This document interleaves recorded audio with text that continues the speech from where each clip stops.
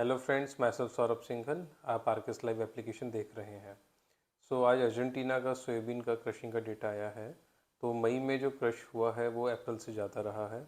जनवरी से मई के 5 महीनों में इस साल अर्जेंटीना का क्रशिंग पिछले साल के 152 लाख टन से 8.5 लाख टन ज़्यादा रहा है। तो ऑयल का प्रोडक्शन भी फिर 5% ज़्यादा बढ़ा है। सोया मील का प्रोडक्शन भी बढ़ा है, लेकिन उस हिसाब से डिमांड रेशो नहीं बढ़ी है। तो इस वजह से वर्ल्ड में सोया मील सप्लाई का गलट बढ़ता जा रहा है।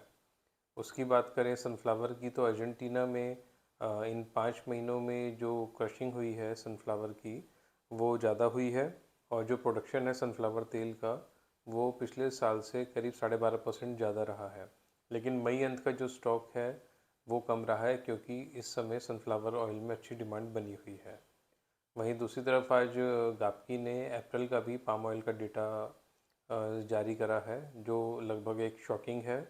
वहाँ पर अप्रैल में इंडोनेशिया से पाम तेल का जो एक्सपोर्ट है वो करीब 40% तक घट गया है। जहाँ पर इंडोनेशिया बायोडीज़ल प्रोडक्शन बढ़ाने की सारी बातें करता जा रहा है कि पाम का खपत उसमें बढ़ेगी, लेकिन अप्रैल में बायोडीज़ल में भी जो खपत है पाम की वो भी 5% घटी है। तो ऐसे में एक्सपोर्ट भी घटा है, लोकल खपत भी घटी है। तो जो अप्रैल एंड का जो गापकी ने स्टॉक माना है वो पिछले साल वो वो मार्च से 50% बढ़कर 30 लाख टन हो गया है। तो ऐसे में हमारे पास अर्जेंटीना की सप्लाई बहुत अच्छी देखी जा रही है। वहीं आज केएलसी में भी काफ़ी अच्छा मंदा आया है।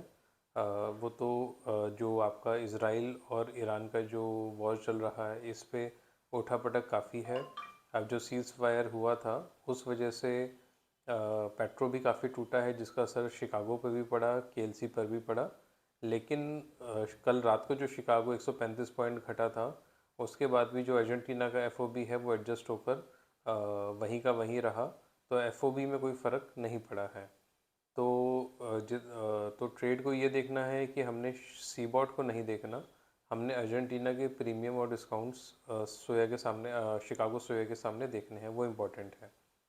अभी अमेरिका यूएस फेड की भी जो अभी पॉलिसी आनी है इंटरेस्ट रेट की, उसमें कोई इस बार कोई कटौती की उम्मीद नहीं है। यूएस फेड को भी कोई कटौती करने की बहुत जल्दी दिख भी नहीं रही है। मस्टर्ड भारत में अपनी गति से चलता जा रहा है। हालांकि इस लेवल पर डिमांड का सिनेरियो कम है, सप्लाई कम है, जिस वजह से सिर्फ बड़ी मिलें ही अपना काम कर पा रही हैं। लेकिन डिमांड कम होने की वजह से इसमें मिलावटी बढ़ती जा रही है, सोयाडियो की डिमांड बढ़ रही है। तो कई छोटे जो ब्रांड है वो भी अब वापस सामने आने शुरू हो गए हैं, क्योंकि पाम सोया का अंतर सरसों तेल से काफ़ी ज़्यादा बढ़ गया है। भारत में तेलों की डिमांड की बात करें तो तेलों की डिमांड बहुत अच्छी नहीं है। लगभग हर भाव में कुछ ना कुछ नुकसान हो रहा है। बाज़ार में इज़राइल और ईरान की वॉर की वजह से पिछले दिनों उठापटक काफ़ी थी। बीच में सपोर्ट भी मिला, लेकिन डिमांड का सपोर्ट उतना नहीं मिल पा रहा है। ट्रेड को लग रहा है कि अगले महीने से थोड़ी बहुत डिमांड निकलनी चाहिए, जिसकी पॉसिबिलिटी मानसून को देखते हुए बनती भी है। तो आज के लिए इतना ही। आप हमारा मोबाइल एप्लीकेशन आरकेएस लाइव आप देखते रहें, और इसको और इम्प्रूव करने के लिए अपने कमेंट्स इसमें प्लीज़ शेयर करते रहें। Thank you.